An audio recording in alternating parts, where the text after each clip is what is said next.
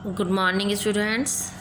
कल आपके 7th class की साइंस के फर्स्ट चैप्टर की आधी रीडिंग हो गई थी। अब आगे की रीडिंग हम शुरू करते हैं। हरे पेड़ पौधों में पोषण। ठीक है, हरे पेड़ पौधों में पोषण कैसे होता है। हरे पेड़ पौधे स्वपोषी होते हैं। स्वपोषी का मतलब अपने आप भोजन बना सकते हैं वो, अर्थात ये कार्बन डाइऑक्साइड व जल से पर्णहरित एवं सूर्य के प्रकाश की उपस्थिति में, पर्णहरित यानी क्लोरोफिल, जिसके कारण जो पौधों का रंग है वो हरा होता है, ठीक है, में अपने खाद्य पदार्थों का संश्लेषण करते हैं। इस विधि को प्रकाश संश्लेषण कहा जाता है। पौधों को उत्पादक भी कहा जाता है। उत्पादक क्यों कहा जाता है? क्योंकि वो अपना खाना खुद बनाते हैं, अपना उत्पादन उसका खुद करते हैं, इसलिए। अब आता है प्रकाश संश्लेषण। हरे पेड़ पौधों द्वारा सूर्य के प्रकाश तथा क्लोरोफिल की उपस्थिति में भोजन तैयार करने की प्रक्रिया को प्रकाश संश्लेषण कहते हैं। ठीक है, प्रकाश संश्लेषण किसको कहते हैं कि हरे पेड़ पौधे जो हैं सूर्य के प्रकाश की उपस्थिति में, यानी सूर्य के प्रकाश में, और क्लोरोफिल की उपस्थिति में। क्लोरोफिल कहाँ है? पौधों की पत्तियों में। जो हरा रंग है वो क्लोरोफिल है, ठीक है। उसके द्वारा जब वो भोजन तैयार करते हैं तो इसे प्रकाश संश्लेषण कहते हैं। जड़ों द्वारा पौधों को जल उपलब्ध होता है और पौधे की पत्तियों से कार्बन डाइऑक्साइड उनकी निचली सतह पर विद्यमान छोटे छिद्रों द्वारा प्रवेश करती है। ठीक है, जल की भी उपस्थिति होगी और कार्बन डाइऑक्साइड की भी उपस्थिति होगी। सूर्य की ऊर्जा क्लोरोफिल द्वारा अवशोषित की जाती है तथा कार्बोहाइड्रेट्स की रासायनिक ऊर्जा में परिवर्तित हो जाती है। ऑक्सीजन गैस एक उत्पादक के रूप में प्राप्त होती है। ठीक है, यानी कार्बन ऑक्सीजन भी बनती है। जब जो हरे पेड़ पौधे हैं जब अपना भोजन बनाते हैं तो उसमें क्या क्या बनता है? एक तो ग्लूकोज बनता है, शर्करा, ठीक है, जो उनका भोजन होता है, और दूसरा ऑक्सीजन भी बनती है। निम्नलिखित परिस्थितियाँ प्रकाश संश्लेषण प्रक्रिया को प्रभावित करती हैं। ठीक है, ये परिस्थितियाँ नीचे दी गई हैं। ये जो है प्रकाश संश्लेषण की जो प्रक्रिया है उसको जो है प्रभावित करेंगी। देखिए कौन कौन। प्रकाश की तीव्रता। सूर्य के प्रकाश द्वारा प्रकाश संश्लेषण की प्रक्रिया आरंभ होती है। ठीक है, सूर्य के प्रकाश से होती है। प्रकाश जितना तीव्र होता है प्रकाश संश्लेषण की क्रिया भी उतनी ही अधिक तीव्र होती है, लेकिन अत्यधिक तीव्रता इस प्रक्रिया को अवरुद्ध भी कर सकती है। ठीक है, जैसे आप लोगों को पता है कि हर चीज़ के लिए एक लिमिट होती है, एक जो है क्वांटिटी होती है। अगर उससे ज़्यादा होगा तो जो है प्रकाश संश्लेषण की क्रिया जो है रुक जाएगी। आपने देखा बहुत ज़्यादा गर्मी पड़ती है तो पेड़ पौधे क्या होते हैं? सूख जाते हैं, मर जाते हैं। ठीक है। सेकंड आता है प्रकाश की गुणवत्ता। प्रकाश के केवल नीले तथा लाल भाग ही प्रकाश संश्लेषण के लिए उपयोग में लाए जाते हैं। अन्य रंग प्रकाश संश्लेषण की गति को कम कर देते हैं।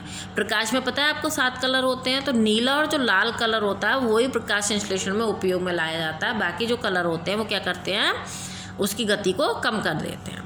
थर्ड आता है कार्बन डाइऑक्साइड। शक्कर, ग्लूकोज को कच्चे पदार्थ के रूप में कार्बन डाइऑक्साइड की आवश्यकता होती है, अतः प्रकाश संश्लेषण की गति कार्बन डाइऑक्साइड की कमी होने पर धीमी हो जाती है। अगर कार्बन डाइऑक्साइड भी कम होगी तो भी गति धीमी हो जाएगी। जल। प्रकाश संश्लेषण का पहला चरण जल का रासायनिक रूप से टूटना है। कम जल प्रकाश संश्लेषण प्रक्रिया को धीमा कर देता है। ठीक है। फिर आता है तापमान। तापमान प्रकाश संश्लेषण तापमान में उतार चढ़ाव से प्रभावित होता है। यह अप्रकाशिक अभिक्रिया को प्रभावित करता है। प्रकाश संश्लेषण पर तापक्रम का प्रभावी सभी पौधों पर एक समान नहीं होता। ठीक है, सभी जितने भी पौधे हैं सब पर एक समान नहीं होगा, ये अलग अलग होता है। आंतरिक कारक। क्लोरोफिल की उपस्थिति, पत्ती की आयु, पत्ती की संरचना आदि कुछ अन्य आंतरिक कारक भी प्रकाश संश्लेषण को प्रभावित करते हैं। जैसे क्लोरोफिल कम है, ठीक है, कम है या ज़्यादा है, वो भी। पत्ती की आयु, पत्ती ज़्यादा समय की हो गई है, और पत्ती की संरचना, ये सब भी प्रकाश संश्लेषण की क्रिया को प्रभावित करते हैं। अब आपका आता है हरित वर्ण रहित पौधों में पोषण।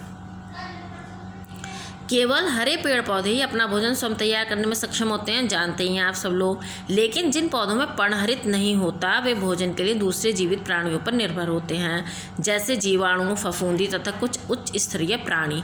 ये निम्नलिखित होते हैं। ठीक है, जैसे मृत जीवी। जो पौधे अपना पोषण मृत तथा सड़े हुए कार्बनिक पदार्थों से प्राप्त करते मृत जीवी कहलाते हैं। जीवाणु जैसे लैक्टोबैसिलस, फफूंदी जैसे म्यूकर, मशरूम आदि मृत जीवी हैं। मशरूम आपने देखी है ना, किसी भी सड़ी गली चीज़ के ऊपर वो पैदा हो जाती है। ठीक है, तो वो अपना भोजन भी कहाँ से लेती है? उन्हीं सड़ी गली चीज़ों से लेती है। परजीवी। जो पौधे अपना भोजन परिचारक पौधों व पशुओं के शरीर से प्राप्त करते हैं परजीवी कहलाते हैं। अमरवेल अन्य पौधों से चूसने की विधि द्वारा अपना भोजन प्राप्त करता है। कुछ जीवाणु तथा फफूंदी भी पूर्णतः अन्य जीवित प्राणियों पर निर्भर रहते हैं, इन्हें पूर्ण परजीवी कहते हैं। अमरवेल आपने देखी है ना, पेड़ों पर एक बेल की तरह वो लिपटी होती है, वो किससे लेती है, वो उस पौधे से जिसके ऊपर वो है उससे अपना भोजन लेती है, वो खुद नहीं बनाती है, ठीक है, तो वो परजीवी कहलाएगी। टेपवार्म एक परजीवी है जो मनुष्य के आंत में पाया जाता है और मनुष्य से पोषण प्राप्त करता है। यह स्वरों या मवेशियों द्वारा मनुष्य तक पहुंच जाते हैं। टेपवर्म एक कीड़ा होता है ना, एक जैसे केंचुआ होता है ऐसे टेपवर्म भी होता है। टेपवर्म वो कहाँ होता है, मनुष्य के आंत में पाया जाता है। और कहाँ से आता है वो, स्वरों या मवेशियों क्या होते हैं, जानवर, ठीक है, उसके द्वारा मनुष्य तक वो पहुँचता है। मिस्ट लेटेक पौधा अपना भोजन स्वयं बनाता है, लेकिन जल तथा खनिज पदार्थ अन्य पौधों से प्राप्त करता है। ऐसे पौधों को अपूर्ण परजीवी कहते हैं। ये अपना भोजन तो खुद बनाता है, लेकिन जल और खनिज पदार्थ कहाँ से प्राप्त करेगा, किसी दूसरे पौधे से, तो ये अपूर्ण परजीवी कहलाएगा। कीट भक्षी तथा सहजीवी पौधे। कुछ पौधे जो अपना भोजन तो स्वयं बनाते हैं, लेकिन नाइट्रोजन युक्त खाद्य पदार्थों के लिए कीड़े मकोड़ों पर निर्भर होते हैं। कीट भक्षी कहलाते हैं, जैसे पिचा, वीनस, फ्लाईट्रैप आदि। इनके पास कीटों को पचाने के लिए विशेष संरचनाएं होती हैं जिनमें एंजाइम विद्यमान होते हैं, ठीक है। सहजीविता, जब दो पौधे एक साथ एक ही पौधे के रूप में रहते हैं तथा एक दूसरे को परस्पर आश्रय, भोजन की आवश्यकता पूरी करके लाभान्वित करते हैं, इस प्रकार के पौधे सहजीवी कहलाते हैं, ठीक है। एक साथ एक ही रूप में रहेंगे, वो एक दूसरे को आश्रय देंगे, भोजन भी एक दूसरे के साथ शेयर करेंगे, और इस प्रकार का संबंध जो सहजीविता कहलाता है। लाइकेन शैवाल के साथ कवक के सहजीवी साहचर्य का उदाहरण है। इसमें शैवाल घटक कवक को भोजन उपलब्ध कराता है और कवक घटक शैवाल को जल तथा खनिज और आश्रय प्रदान करता है। इस चैप्टर की रीडिंग आपकी समाप्त हो गई है बेटा, इसको आप पढ़कर अच्छे से इसको समझ लीजिएगा।